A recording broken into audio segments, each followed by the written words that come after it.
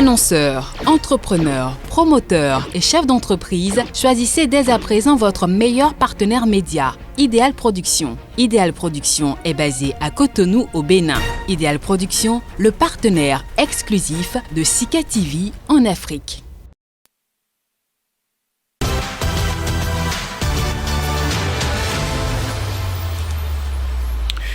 À tous, bienvenue, mesdames, messieurs, et merci pour la fidélité en permanence renouvelée. Bourrage d'une au vu et au su de tous, votes multiples, intimidation, séquestration d'observateurs, ce sont là, mesdames, messieurs, entre autres incidents qui auront caractérisé le très controversé scrutin du 11 avril au Bénin. Du moins, sans en croire, les données recueillies et rendues publiques par la plateforme des OSC.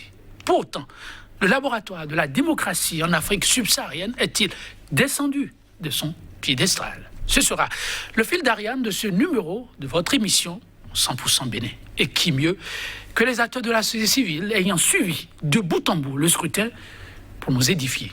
L'instant débat, ce sera autour du thème présidentiel 2021, renforcement, état de droit et démocratie. Un pari gagné. Nos invités, déjà sur ce plateau, Radmel Gandaro. Il est le président de l'ONG Changement Social Bénin. ONG qui aussi était sur le terrain. Et nous en dira un peu plus tout à l'heure. Radmel Gandaro, bonjour à vous. Bonjour. Merci de répondre à notre invitation. C'est moi qui vous remercie. Alors, la fatigue d'après cette course à la montre? C'est gérable. Gérable. Heureux de l'apprendre. En face de vous, un autre acteur de la société civile qui n'est plus à présenter. En tout cas, l'approche Jean est respectée ce matin. Ce n'est pas gagné d'avance et ce n'est non plus sans l'avoir tout le temps essayé. Un grand merci à la dame que vous présente déjà, Madame Marisa Anzoglede, c'est son nom. Elle est la coordonnatrice nationale de WANEP Bénin. Elle est en outre la coordonnatrice nationale de la plateforme électorale des OC du Bénin qui a rendu public un certain nombre de données. Elle nous dira si c'est exact ou ce sont des fake news. Marisa Anzoglede, bonjour à vous. Bonjour, monsieur Etonji. Et merci pour la disponibilité. Je vous en prie.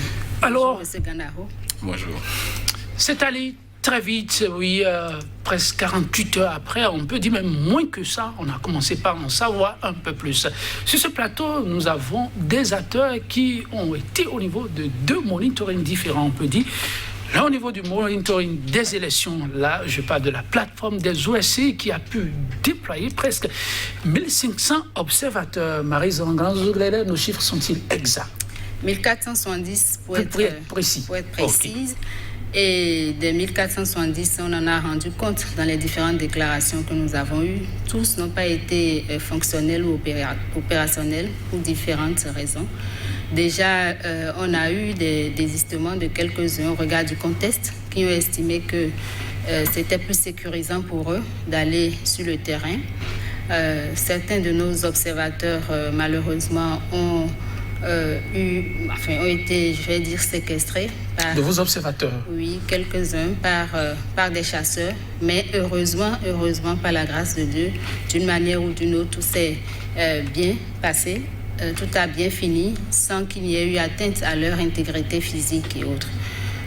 D'autres observateurs encore ont dû se retirer. Ils ont été sur le poste, ils ont commencé par observer, mais ils se sont sentis en insécurité par la suite du fait de ce qu'ils observaient. Du fait aussi, vous savez, notre système de remontée des informations est un système basé sur l'envoi de SMS, donc l'utilisation du téléphone portable. Et vous savez qu'aujourd'hui, dans certaines circonstances, ça peut être considéré facilement, on vous prend comme un espion ou comme quelqu'un d'indésirable. Et donc, la plateforme est pourtant connue. Et donc, nos observateurs ont été commencés. Enfin, il y a eu des intimidations. Et puis, ils se sont sentis en insécurité. Et ils ont appelé. Finalement, certains se sont retirés aussi. Donc, on a fait cet état des lieux dans notre déclaration. Et à chaque fois qu'on donnait les données, qu'on rendait compte des données, à chaque rubrique, à chaque étape, qu'on rendait compte des données, on informait sur le nombre de postes par rapport auxquels ces données-là sont recueillies et par rapport auxquelles sont données, sont rendues publiques. C'est ça. Merci pour la précision. Oui, Radmel Gandaro, au niveau du monitoring des droits humains, quel a été le constat dans l'ensemble? Il faut dire que c'est le moment de remercier les volontaires qui ont travaillé avec nous au niveau national, nous avons déployé au total 83 moniteurs, à raison d'un moniteur par commune et 3 dans les villages statut particulier. Au total 83. Et les moniteurs ont, dans l'ensemble, vécu les mêmes situations que celles vécues par les observateurs de la plateforme, c'est-à-dire une situation d'insécurité par moment, parce que vous avez des postes de vote qui sont gardés par des agents de sécurité, vous avez des agents de la Sénat, parce que il faut dire que les postes de vote sont des démembrements aussi en fait de la Sénat. Et donc vous avez des agents publics dans un environnement de scrutin où finalement personne ne s'intéresse en fait de l'ordre public. Alors, et vous vous retrouvez, vous ne s'intéresse de l'ordre public. Et vous vous retrouvez, vous, moniteur du moment, comme devant faire rétablir l'ordre public sans en avoir reçu le mandat ni les moyens. Ça s'est passé comme ça. Et là, vous faites beaucoup attention à vous-même. Et donc, à des moments donnés, comme elle a mentionné pour la plateforme, c'était la même chose. J'ai dû à mon corps défendant demander, pour la plupart aux environs de 14h-15h, pour la sécurité de dégager des lieux parce que justement, leur présence devenait suffisamment menaçante pour des personnes qui en réalité devraient en principe assurer, garantir en fait ce pourquoi ils ont été enrôlés ou ils ont été envoyés en mission de sécurité. Donc, l'un dans l'autre, nous avons, dans des conditions suffisamment et sérieusement anxiogènes, c'est-à-dire faire le monitoring. Et croyez-moi, vous avez des déclarations, mais qui ne sont pas en fait exhaustives de la réalité vécue sur le terrain. Et les éléments documentés, nous avons un devoir. La différence qui est entre les OSC, je pense que c'est un jour aussi, c'est que nous n'avons pas vocation à diffuser sur Facebook et sur WhatsApp en fait les éléments documentés, parce que nous sommes des acteurs de plaidoyer, de discussion et de construction. On n'est pas dans la logique en fait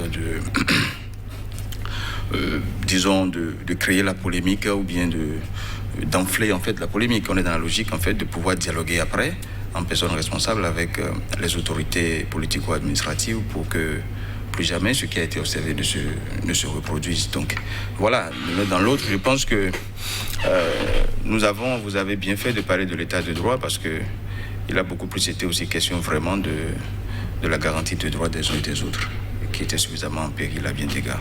Ok, on va apprécier. Alors, sur le terrain, vous avez rapporté un certain nombre de faits et beaucoup s'interrogent sur les bien fondés des informations relayées et qui portent parfois à la signature de la plateforme. Comme on le dit, vous donnant la parole, on comprendra exactement ce dont il est question.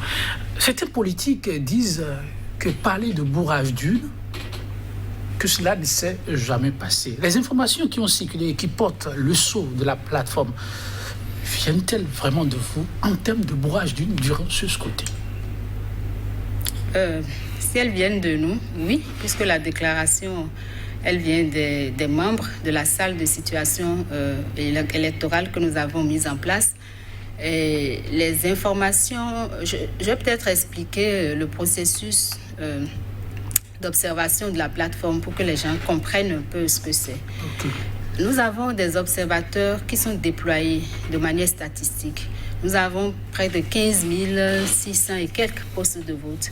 Et nous n'avons pas la prétention, nous ne pouvons d'ailleurs pas avoir des observateurs, couvrir tous les 15 000 postes de vote. D'ailleurs, je ne sais même pas si une mission d'observation électorale peut ambitionner ou a déjà jamais atteint couvert tous les postes de vote. Donc, nous avons fait un déploiement statistique. Un déploiement statistique, ça veut dire que ce n'est pas que nous nous sommes levés pour dire, OK, notre observateur de Cotonou, on va le placer dans le premier arrondissement ou dans un poste de vote de notre convenance. Non, c'est un statisticien qui a fait le travail sur la base des données disponibles, donc sur la base des 15 600 et quelques postes de vote, comment ils sont répartis sur le territoire national, sur la base de l'échantillonnage que nous avons mobilisé, donc 1470, et qui nous a précisé de façon statistique à quel poste de vote, dans quel centre de vote, dans quel arrondissement, dans quelle commune nous devons positionner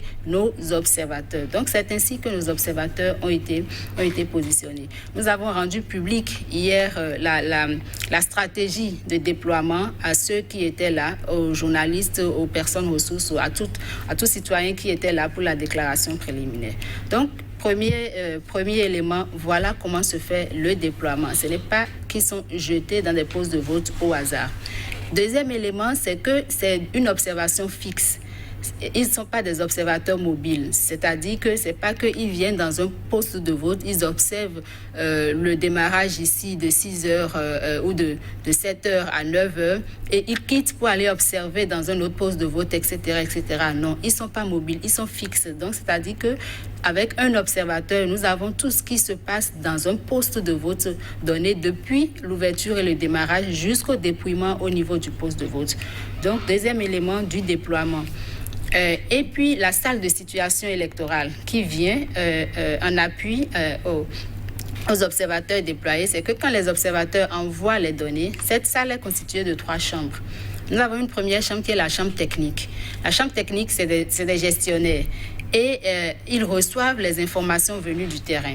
Ils appellent les observateurs quand ce n'est pas clair. Ils appellent les observateurs quand il y a des éléments d'incompréhension.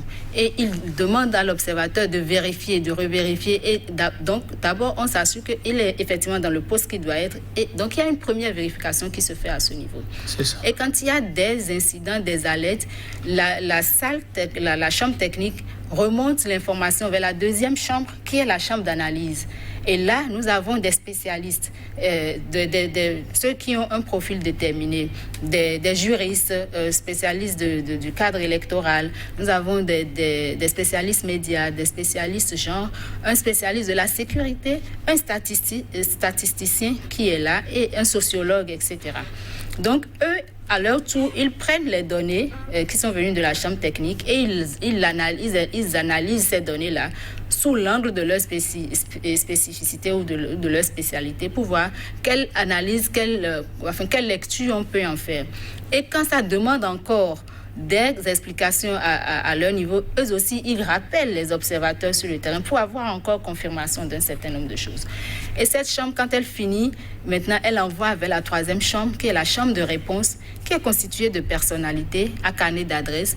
Et ces personnalités-là qui peuvent, en cas d'alerte, appeler un représentant de la Sénat pour dire « Ok, nous avons eu telle information ». Ils peuvent appeler la police républicaine, nous avons eu telle information, vérifiez-nous, ou bien allez voir ce qui se passe, il paraît que, etc. Donc c'est une chambre qui est constituée de religieux, de généraux, etc.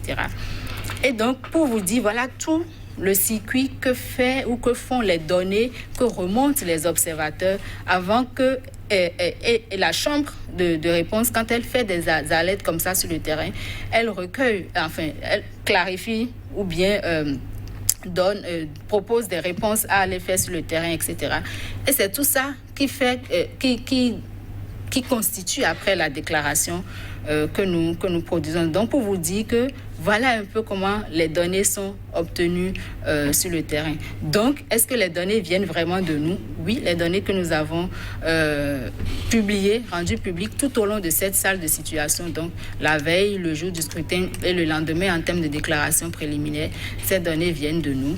Et si vous le permettez, c'est vraiment aussi le lieu pour moi de remercier tous ces observateurs-là, tous qui ont été positionnés, qui ont été au péril de leur sécurité, au péril de leur intégrité physique parfois, qui sont restés sur le terrain, qui nous ont envoyé les informations, de remercier les membres des différentes chambres qui ont travaillé vraiment sans compter, ils se sont dépensés pour obtenir les résultats que nous avons. Alors, quand vous avez essayé de donner au regard que la marche que le Bénin a eu à effectuer jusqu'à présent, c'était prévisible? J'avoue que je dirais non. Est-ce que c'était prévisible? Bon, on pourrait s'y attendre un peu quand on sait qu'il y a des élections. Mais ce qu'on a vu hier, quand on est comme nous, travaillant dans le domaine électoral, travaillant à améliorer ou à contribuer à améliorer les processus électoraux, et quand on voit tout le chemin qu'on a fait jusque-là, ce qu'on a vu hier vous laisse un peu amer, et en même temps, la leçon que je tire, c'est que il faut pas dormir sur ses lauriers, il faut pas croire que en ce domaine-là, il y a d'acquis. Vous savez, on s'attendait au regard du contexte qui était le nôtre, au regard du contexte qui était celui de cette élection, au regard des éléments, des faits des jours qui ont immédiatement précédé le jour du scrutin, j'avoue qu'on s'attendait à de la violence, en fait. Un peu le scénario de 2019, d'avril 2019. On n'a pas eu ça et on en rend grâce. On en rend grâce, on félicite ou remercie les populations et tout. On n'a pas eu du tout ça, c'est-à-dire que des actes de vandalisme tels qu'on a vu en 2019, de pose de vote, etc., etc. Le jour du scrutin, on n'en a pas eu. Mais les incidents qu'on a eus, on a pensé sérieusement qu'on avait dépassé ça. Des cas de bourrage d'une, de votes multiples, de fraude, d'intimidation. On a vraiment pensé... d'intimidation, ça s'est passé comment? Eh bien, c'est-à-dire, d'abord, intimidation de nos observateurs, de dire fermez les yeux, ne rendez pas compte de ce que vous voyez. On est allé jusqu'à déposer sur la table où notre observateur, un de nos observateurs était, on est allé jusqu'à lui déposer 2 bouteilles de bière. Devant lui. Pour se rafraîchir, non? Bon, je ne sais pas si vous le dites. Donc, voyez-vous, et intimidation des lecteurs, etc. Donc, on a vraiment pensé qu'on avait dépassé ces stades-là en matière électorale. Et donc, comme je l'ai dit, ça nous laisse un peu amer quand vous voyez que votre objectif ou votre ambition, c'est vraiment de travailler à contribuer à l'amélioration des processus électoraux. Et on se dit qu'on a encore du chemin à faire. Il ne faut rien prendre comme acquis, quoi. Il ne faut rien prendre comme acquis. Mais quand on vous suit, ça ressemble un peu à de la fission, vous excusez. Même si la liste elle est presque réduite, comme du pot de chagrin, quand on s'en tient aux récriminations des uns et des autres, et on a 3 candidats en liste, peut-on dire, et chacun est supposé avoir ses représentants. Tous se sont entendus pour donner la scène que vous décrivez là? Justement, il y a des postes de vote où tous ne sont pas présents. Et ça, c'est pas nouveau dans les processus électoraux du Bénin. C'est pas nouveau. Il y a eu beaucoup de postes de vote de par les positions que nous avions, donc au nombre de ceux que nous avons couverts. Il y a eu des postes beaucoup où il n'y avait pas les représentants de tous les duos. Donc, vous comprenez, je pense que dans une partie de la déclaration, on a parlé spécifiquement de ça, de la représentation des délégués des candidats. Et on a dit que cela pourrait favoriser ou expliquer un peu ce qu'on a observé. Oui, on va revenir sur un autre aspect qui a retenu l'attention de plus d'un et qui se demande si ça aussi c'était ça. Mais avant, oui, M. Ranmel Ganaro, sur le plan des droits humains, vous avez avancé aussi des chiffres, du moins pour ce qu'on a lu et qui porte la mention sociale, changement social Bénin.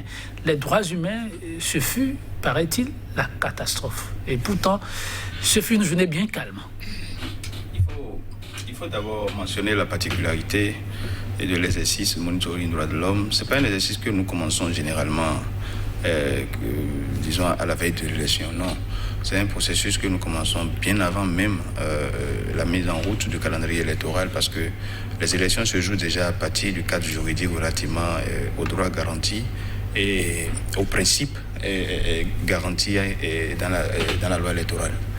Donc, dans ce cadre, je crois que nous avions suffisamment interagi, tant en plaidoyer classique qu'en plaidoyer juridique devant les institutions impliquées dans le cycle électoral, notamment la Cour constitutionnelle et la Sénat, sur des questions que je vais aborder tout à l'heure. Donc, déjà, ce que les Béninois ont vécu le 11 avril, ou ce qu'ils auraient vécu en fait en février à la déclaration ou bien à la délibération des candidats, tout ça là. Pour moi, le changement social Bénin, c'est pas nouveau parce que nous avions anticipé sur ces situations à travers le contentieux devant la Cour, sachant très bien que si ça reste en l'état, ça va générer ci, ça va générer ça. Donc, sur le site de la Cour constitutionnelle, les gens peuvent aller télécharger le recours, bien les décisions rendues pour comprendre un peu et le plaidoyer juridique qui a été fait vraiment. Oui, après ces étapes-là, aujourd'hui, est-ce qu'on peut dire qu'il y a mal donne? Maintenant, sur le terrain, c'est un peu comme ce qui a été décrit. Nos moniteurs ont utilisé, disons, des tablettes sur lesquelles il y avait des applications. Et les applications sur les applications avec des formulaires. Il fallait renseigner, disons, les formulaires sur la plateforme de l'application. Et ces formulaires renseignaient les droits humains dans leur généralité. Et ça a été bien avant les élections. Donc, notre première déclaration sur le contexte préélectoral a suffisamment capitalisé en fait les informations envoyées sur la plateforme relativement aux droits qu'il fallait en fait garantir ou préserver dans la période électorale. Et puis pour le jour du scrutin, nous avions eu 3 formulaires à 3 étapes et qui ont été renseignés. Et à chaque fois, et peut-être bien que pour une question de transparence, quand on voudra peut-être faire la capitalisation du processus, on invitera les partis politiques et les institutions impliquées afin qu'ils comprennent un peu en fait les outils que nous avons utilisés et sortent en fait parfois des préjugés qu'ils ont sur la qualité du travail qui a été fait. Parce que au-delà de ce que nos moniteurs enseignent, ils ont l'obligation quelque part en fait de télécharger des images, des vidéos, ainsi de suite pour documenter. Parce que le monitoring droits de l'homme, en fait, c'est la pratique de la SDR, la surveillance, documentation, rapportage. La documentation, elle est très importante quand vous avez fini en fait d'observer. Donc rien n'a été dit au hasard. C'est pour ça que je dis que bon, vous savez, il y a ce que les gens peuvent dire, mais nous avons cet sens en fait de responsabilité étant en République. Et donc, si nous devons nous mettre en fait à mettre sur WhatsApp, sur Facebook ou bien sur je ne sais quoi, les images que nous avons, les vidéos que nous avons, je pense que quelque part, le drapeau que nous portons, nous tous, nous l'aurions en fait déchiré. Donc, nous avons assez de tenue, de retenue dans notre exercice et il faut que les gens le sachent pour cesser. En fait, j'ai lu tout à l'heure un titre d'un journal et je me suis dit, mais bon... On ne veut pas revenir là-dessus, mais se refuser de regarder la réalité en face empêche toujours d'aller de l'avant. Et l'exercice qu'on fait ce matin, c'est justement de voir là où on a peut-être trébuché et que faire pour qu'on ne retombe pas dans les mêmes travers. Votre vis-à-vis disait tout à l'heure, c'était ahurissant sur à quoi ils ont eu droit. On n'a jamais pensé que le Bénin pouvait être encore à cette étape-là. Vous, qu'est-ce qui aurait été la spécificité parlant des droits humains durant ce processus? Nous l'avons dans notre déclaration spécifié et ça rejoignait un peu. C'est-à-dire vous avez une violation des fondamentaux qui devraient assurer en fait la qualité du scrutin et garantir les droits des uns et des autres. Il y a le principe fondamental de la liberté de choix qui ne doit pas être influencé par des paramètres extérieurs. Il y a les principes liés en fait à l'égalité, la non-discrimination. Les citoyens doivent avoir la même, c'est-à-dire les mêmes conditions d'exercice de ce droit pour que nous puissions, c'est-à-dire parler vraiment d'état de droit. Et on ne peut pas comprendre qu'au XXIe siècle au Bénin, avec tout ce que nous avons fait, que des gens votent 6 fois. Et qu'on découvre du jour au lendemain, qu'on se découvre peut-être, il faudra qu'on se recycle, madame la coordonnatrice, c'est-à-dire des notions bizarres, c'est-à-dire... C'est quoi les notions bizarres? Procuration verbale. Et puis, c'est vraiment... Les gens viennent au vote et disent que telle personne m'a donné plein de droits. Oui, on vous rappelle en fait qu'à la maison, on a telle personne qui seraient sur la liste et que en leur nom, et vu qu'ils sont empêchés pour des raisons de santé, voilà, autorisez-nous donc à... Et puis voilà... Ils sont autorisés. Mais et puis voilà. Non, mais on est tenté aussi de se demander, est-ce que la formation qui devrait se faire a été faite? Ou bien vous avez, c'est-à-dire le regard passif des membres du poste de vote où la personne a au-delà d'un bulletin en main et puis voilà, il va les foutre dedans. Mais bon, si c'est pas ça le bourrage, je ne sais pas. Franchement, vous savez, et tout à l'heure à l'introduction, je disais que les agents publics en fonction au poste de vote, quel était le mandat? Parce que j'ai jamais envoyé un moniteur pour aller jouer le gendarme ou le policier. Je pense que c'est bien, n'a jamais envoyé un moniteur pour aller jouer. C'est là que revient la question de formation. Donc, c'est pourquoi dans notre déclaration, nous avons... C'est terrible. La subornation était à toutes les échelles. Il faut nuancer, non? À toutes les échelles. À toutes les échelles. C'est-à-dire la fraude, la corruption de l'électeur ou de l'électrice. La subornation de l'agent électoral. C'est-à-dire sans pudeur. L'argent déposé et distribué aux agents de postes de vote. Vous avez vu tout ça? Même à Calavi, documenté. Vous avez à Bomé, on lit et consort, tout ce qu'on a. Vous avez, on appelle le moniteur. À maintes reprises, on lui dit, mais il n'a qu'à accepter carrément qu'on fasse l'exercice.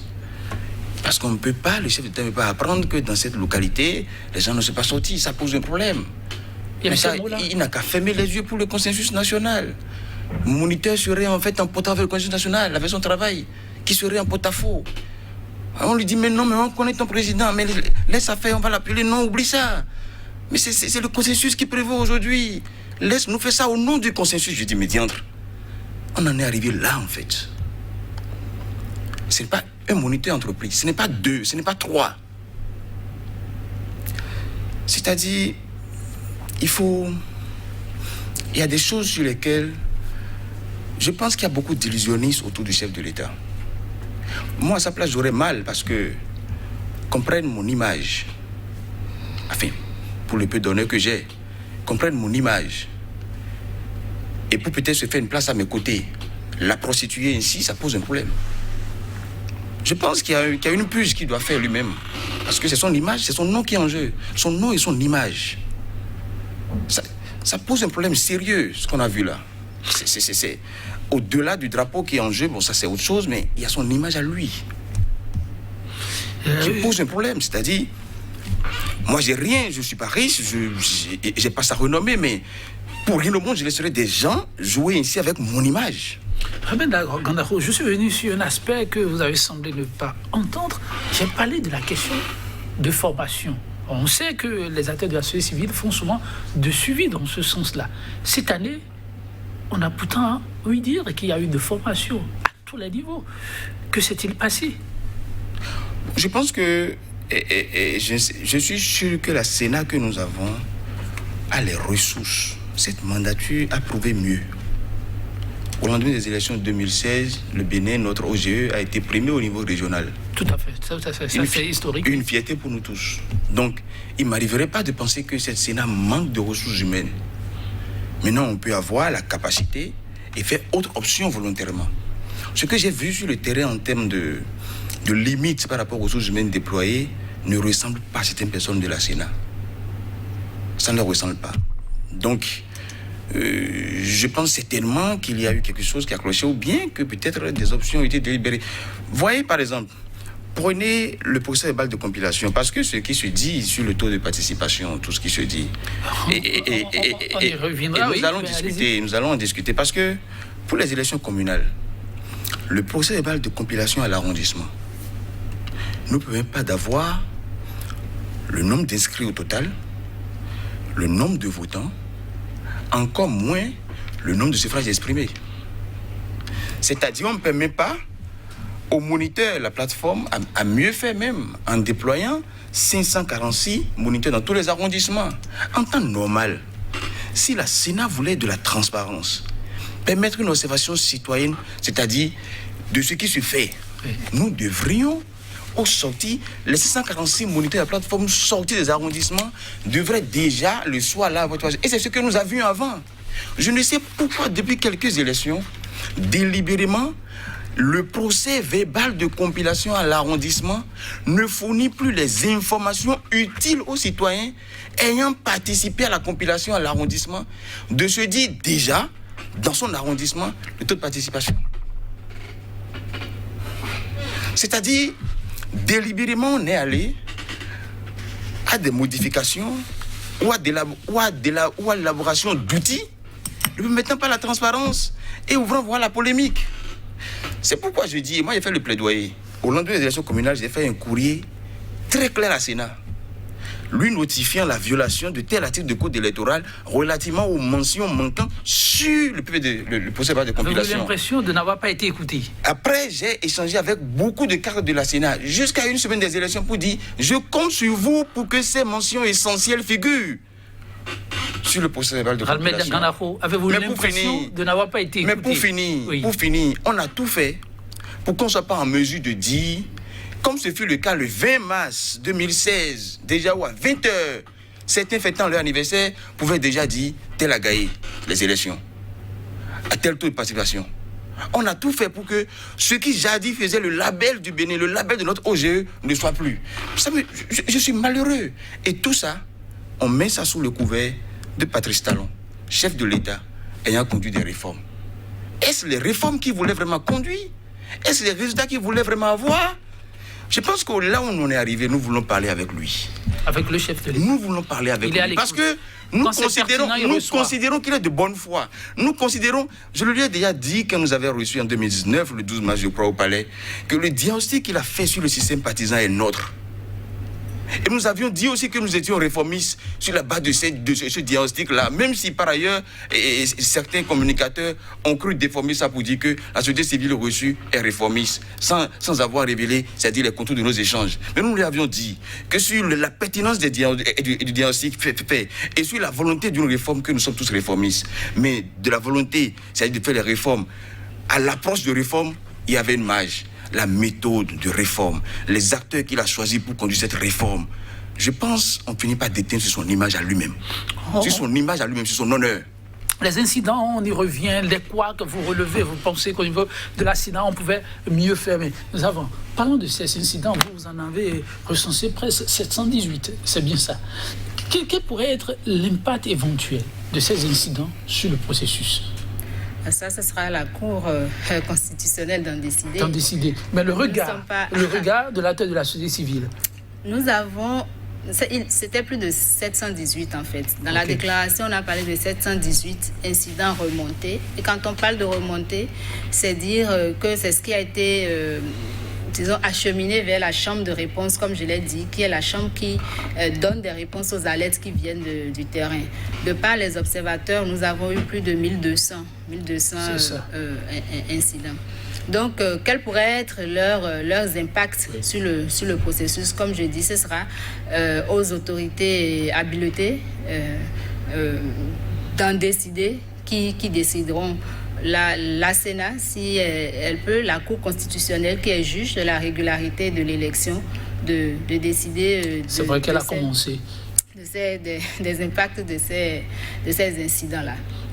Voilà. Mais vous avez, comme c'est aussi de vos prérogatives, annoncé le taux de participation. Un taux de participation qui fait grincer les dents. Est-ce qu'on peut en savoir un peu plus? Moins de 30% pour le scrutin. Les gens sont partagés entre pertinence et, bon, le mot, je ne le complète pas. Comment en êtes-vous arrivé là? Je veux bien entendre, je veux bien vous entendre le compléter. C'est ça. Comment en êtes-vous arrivé là? Mais le taux de participation, ça a été une donnée comme les autres données que nous avons recueillies sur le terrain. Et ce n'est pas la première fois que la plateforme électorale fait cet exercice-là. En 2016, nous l'avons fait.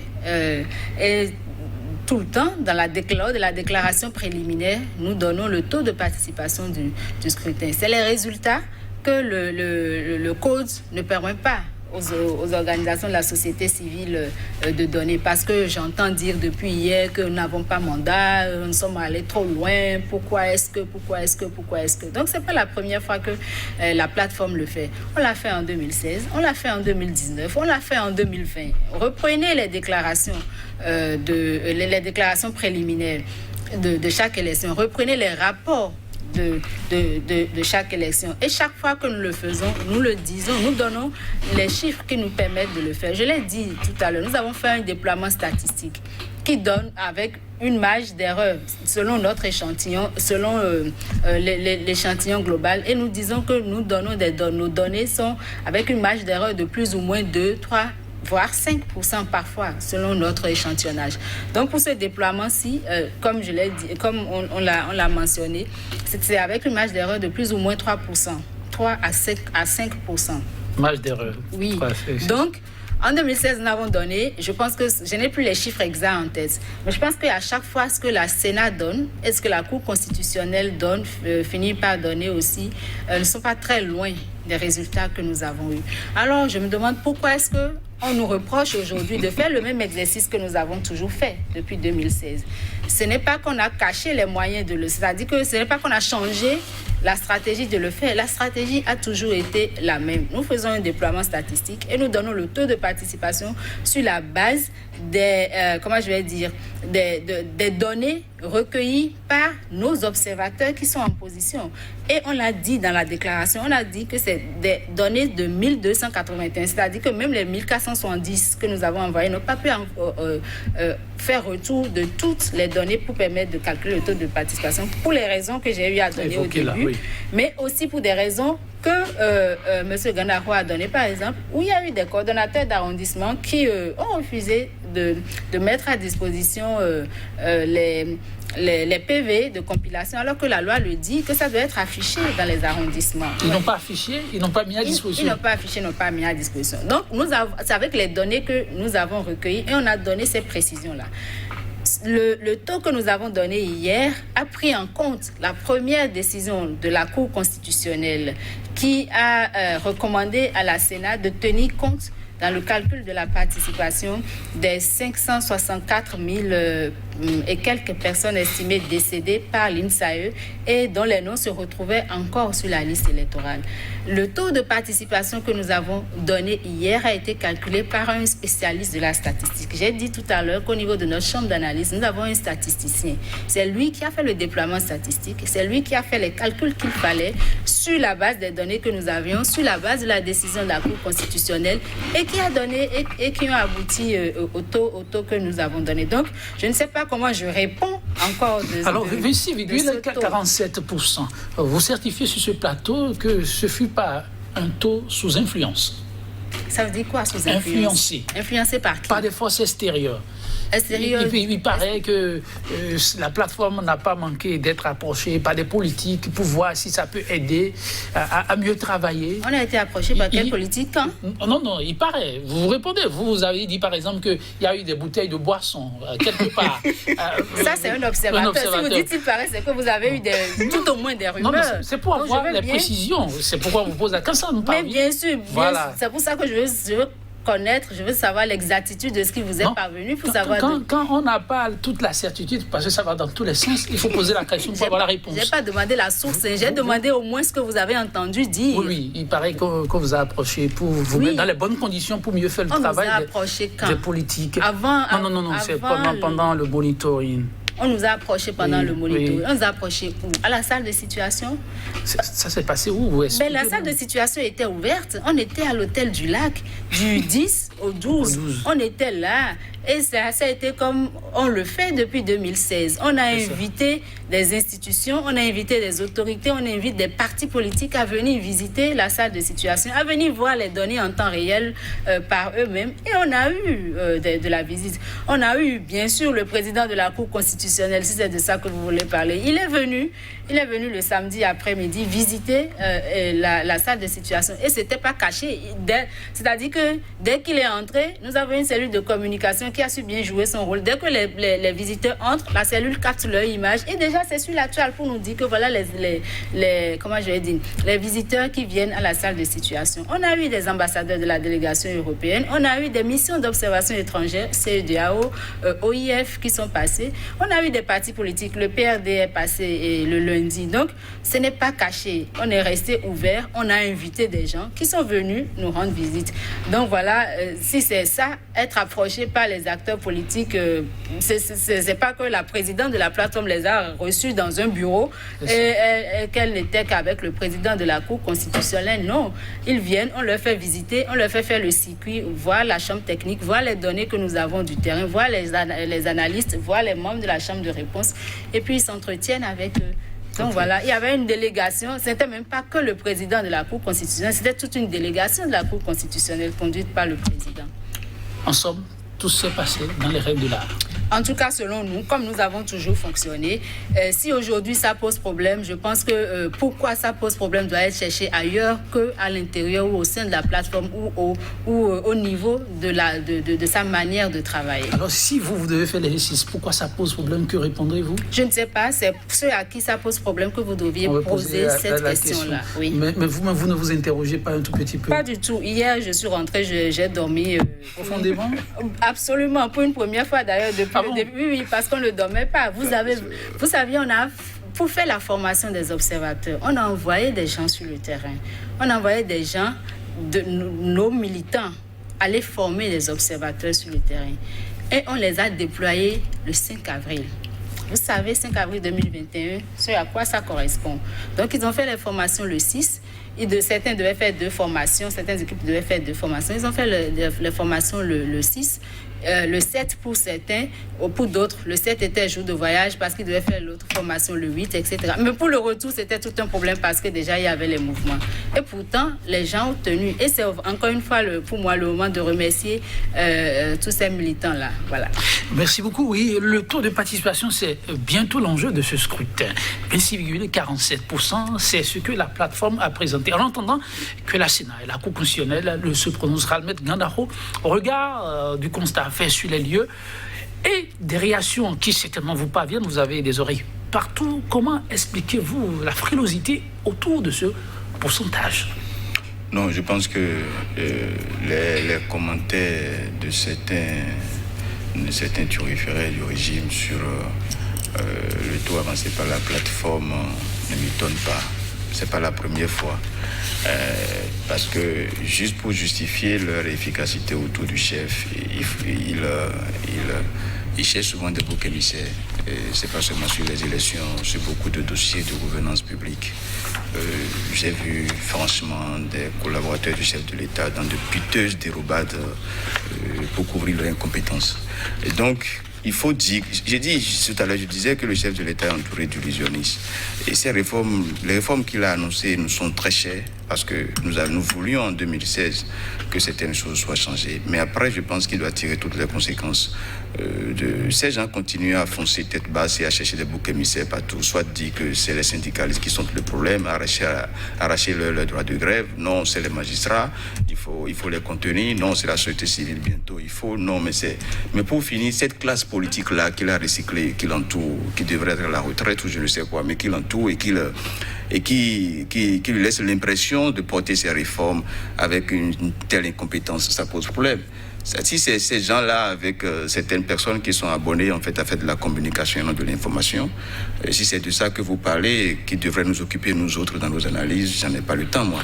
Donc fondamentalement, je pense que le chef de l'État doit travailler vraiment, c'est-à-dire à mieux faire porter ses ambitions. Et je le dis pour son image et pour sa notoriété, parce que ce qui est observé, ce n'est pas bien. Ce n'est pas bien. Et il faut que les gens cessent de couvrir leur incompétence. Alors, je vous dis une banalité. Allez-y rapidement pour la banalité, ensuite ma question. Lorsque nous disons par exemple que c'est une fierté pour moi, béninois, contributeur de façon directe et indirecte dans l'assiette fiscale, que mon gouvernement prenne l'option depuis quelques années, c'est-à-dire que les élections soient financées sur fonds propres.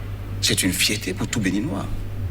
Notre drapeau, franchement, est célébré, c'est bien. Mais c'est pas aller jusqu'au bout. C'est-à-dire, lorsque mes contributions de façon directe et indirecte permettent d'assumer cette fierté nationale, mais il faut qu'on me permette d'influencer le jeu. Il faut qu'on me permette à toutes les étapes de me reconnaître dans ce qui se fait. Vous ne vous êtes pas reconnu? Mais écoutez, quel fut le taux de participation en 2019? Quel est l'actuel taux? La situation observée sur le terrain. Pourquoi est-ce que nous devons tous contribuer? Est-ce que vous n'allez pas trop vite en besogne? Vous n'avez pas encore le taux de participation de la Sénat. Pourquoi est-ce que nous devons tous contribuer? Et on doit constater qu'en fait, ces deux partis politiques, c'est UPBR en fait, qui doivent exercer un dictat sur là où le pays doit aller. C'est-à-dire, ça pose un problème. Nous voulons, le chef de l'État, nous voulons parler avec lui maintenant. Parce que depuis un moment, avec ce que je vous dis, c'est général. Sur beaucoup de lois de gouvernance publique, c'est comme si, sur beaucoup d'éléments, c'est comme si nous sommes pris en otage par UPBR. Ils n'ont pas mandat, c'est-à-dire de nous conduire là où nous sommes. Alors, en entendant cette rencontre avec le chef de l'État, ce n'est qu'un début de bilan. Dites, s'il y a 3 grandes leçons à tirer de ce scrutin, quelles sont-elles? Et vous concluez. Moi, je pense que, d'une part, il faut, et ça, permettez-moi d'avoir un bout de temps sur ça, 2019... On n'a qu'une minute. 2018-2019... Il faut que les Béninois recourent à ça. C'est-à-dire, retournent à cet exercice. Le moratoire accordé aux partis politiques qui auraient consenti à la charte des partis politiques, remettant en cause leur statut juridique, n'a pas été respecté. Ensuite. Et ça a créé une crise de confiance au niveau de la classe politique avec l'avènement de façon improvisée du certificat de conformité. Et dans le rapport Agence sociale Bénin, nous avons estimé même que dans l'appréciation que les partis politiques ont été suffisamment, c'est-à-dire participatifs au processus, en cherchant à chaque fois à rattraper, en fait, c'est-à-dire les obstacles, c'est-à-dire à lever les obstacles qu'ils avaient sur le chemin. Quand bien même, il y a une rupture de confiance sur ce qui est dans la charte des partis. La deuxième chose, la Sénat, en 2019, a créé, c'est-à-dire faute mineure, faute majeure, ainsi de suite. Le dialogue politique de 2019, tel qu'il a été fait, n'a pas traité les problèmes réels des élections de 2019. Il faut qu'on parle au chef de l'État du diagnostic. Merci, c'est entendu. Je m'en voudrais de ne pas donner quelques secondes à Mme Maryse pour dire un mot et on conclut. C'est de remercier tous les acteurs, je l'ai déjà dit, de la plateforme, tous ceux qui ont contribué au travail que nous avons fait. Et c'est d'appeler une fois encore les acteurs politiques à se parler. Merci beaucoup. Il le faut, parce que ce que nos populations vivent, c'est-à-dire que la fracture sociale qui est en train de se créer depuis 2019 est de plus en plus grande.